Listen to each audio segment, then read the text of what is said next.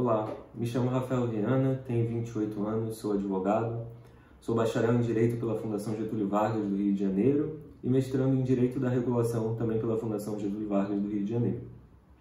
Bom, o resumo submetido ao evento para o grupo de trabalho Estado e Sociedade tem como objetivo discutir crescentes tensões político-institucionais entre, de um lado, o Poder Legislativo, representado pelo Congresso Nacional, e de outro, o poder regulador, representado sobretudo pelas agências reguladoras. Apesar da importação do modelo das agências reguladoras ter ocorrido, sobretudo a partir da década de 1990 no Brasil, e muito inspirado com base no modelo norte-americano das agências reguladoras, principalmente as agências independentes, esteve durante um bom tempo adormecido essa questão das tensões político-institucionais entre o poder legislativo e o poder regulador. E por que essas tensões existem? Porque o Poder Legislativo não consegue normatizar, todas as complexas atividades e os complexos mercados da sociedade pós-moderna. E aí ele escolhe delegar essas atividades para as agências reguladoras, como ocorreu no modelo norte-americano e como ocorreu também a partir da década de 90 no Brasil. Só que quando ele delega essas atividades, as agências começam a normatizar uma série de mercados que têm uma importância econômica muito grande, importância social em alguma medida grande também, e por vezes o Congresso pode ser contrário a esses atos normativos das agências, ele pode entender que deveria ser de uma forma diferente, e aí começam a existir os conflitos. Aqui no caso brasileiro, isso ficou bastante evidenciado no ano passado, quando do julgamento definitivo da ADI 5501, que discutia a liberação, mediante lei ordinária, da chamada pílula do câncer. A Anvisa, anteriormente à edição dessa lei, havia proibido a circulação e a fabricação da pílula do câncer, por conta de não haver comprovação científica da eficácia desse tipo de tratamento.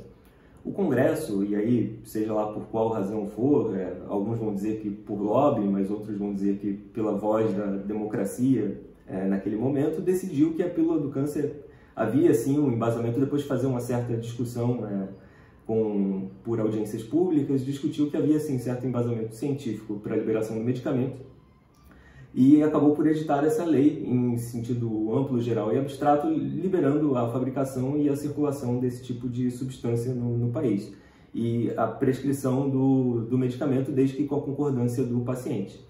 Pois bem, o caso chegou ao Supremo e o Supremo julgou inconstitucional a ADI 5501 por violação ao princípio da separação de poderes, dentre outros argumentos.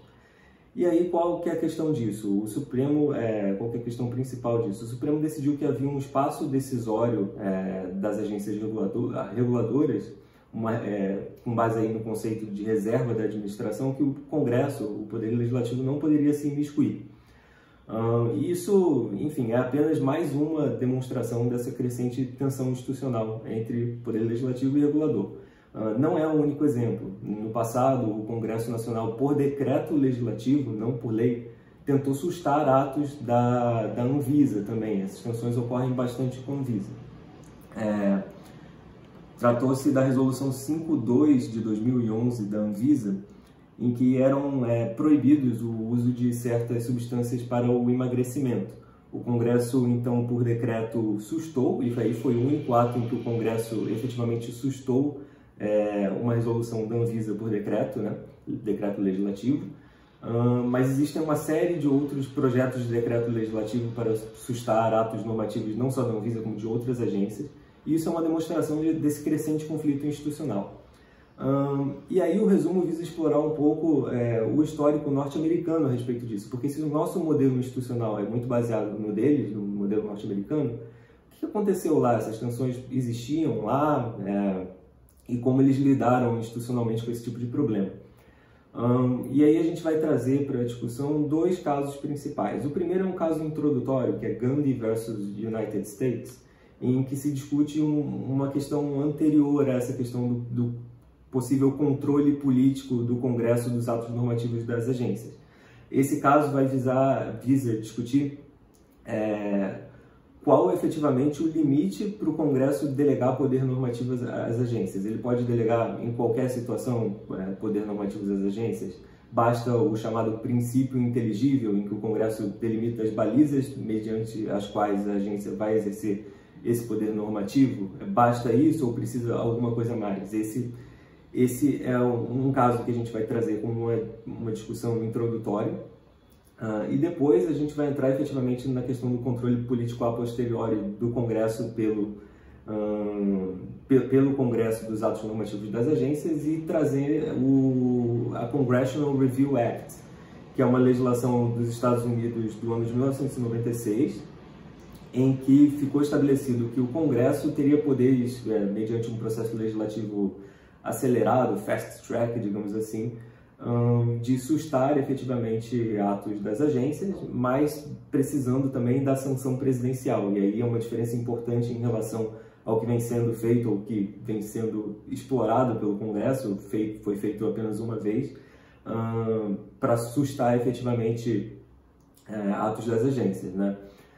E aí o que o artigo vai concluir é que se esse controle foi exercido pelo Congresso mediante o uso de lei ordinária, ele seria um controle legítimo, porque entender de modo diverso seria até diminuir o poder do Congresso Nacional, no final das contas, apesar dos ministros do Supremo na Lei 5501 terem entendido de modo diverso. O artigo vai defender que, na verdade, eles estavam equivocados nesse ponto. E fazer um pouco dessa discussão com base na experiência norte-americana. É o objetivo desse resumo. Eu espero que eu tenha resumido de um modo mais ou menos conciso e, enfim, é isso em resumo. Muito obrigado.